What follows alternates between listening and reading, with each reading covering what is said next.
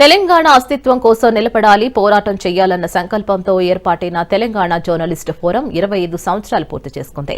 ఈ సందర్భంగా ఈ నెల 31న జలవిహార్లో రజతోత్సవాలు నిర్వహిస్తున్నట్లు తెలిపారు. ఫోరం నాయకులు, ప్రెస్ అకాడమీ మాజీ చైర్మన్ అల్లం నారాయణ ఈ ప్రకటన చేశారు. ఇందుకు సంబంధించిన పోస్టర్ను మాజీ ఎమ్మెల్యే క్రాంతి, మారుతిసాగర్, రమణ ఆవిష్కరించారు. ఆనాడు తెలంగాణ ఉద్యమంలో రాజకీయ ఉద్యమ నేతలతో అందరితో మమేకమై పనిచేసిన ఏకైక సంస్థ తెలంగాణ జర్నలిస్టు ఫోరం అని అల్లం నారాయణ తెలిపారు.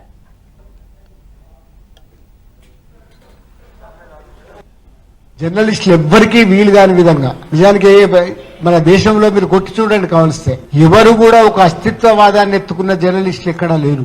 ఎత్తుకున్న తర్వాత ఒక ఉద్యమ స్థాయిలో తీసుకుపోయిన వాళ్ళు ఎవరూ లేరు.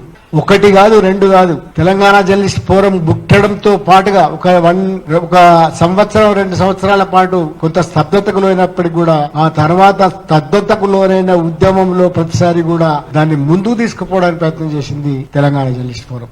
రాజకీయ నేతలతో, ఉద్యమ నేతలతో, అట్లాగే ఉద్యమంతో ప్రత్యక్ష పరోక్ష సంబంధాలను పెట్టుకొని ప్రత్యక్షంగా ఉద్యమం చేసిన సంస్థ తెలంగాణ జర్నలిస్ట్ ఫోరం. ఇది ఒక లూజ్ ఆర్గనైజేషన్స్ ఆర్గనైజ్ చేసినాం. అన్ని సంఘాల వాళ్ళు, అన్ని రకాల వాళ్ళు, A to Z. మీరు RSS అయినా పర్లేదు, RSU అయినా పర్లేదు, కానీ జర్నలిస్ట్ అయితే చాలు. ఎట్లాగైతే తెలంగాణ ఉద్యమం అనుకున్నదో మనం కూడా అట్లాగే జర్నలిస్టులందరినీ కలుపుకొని ఒక లూజ్ ఆర్గనైజేషన్ ని నమోదు చేసి దాని ద్వారా ఒక అద్భుతమైన ఆర్గనైజేషన్, లూజ్ ఆర్గనైజేషన్ గాని ఒక అద్భుతమైన ఉద్యమాన్ని చేసినాం.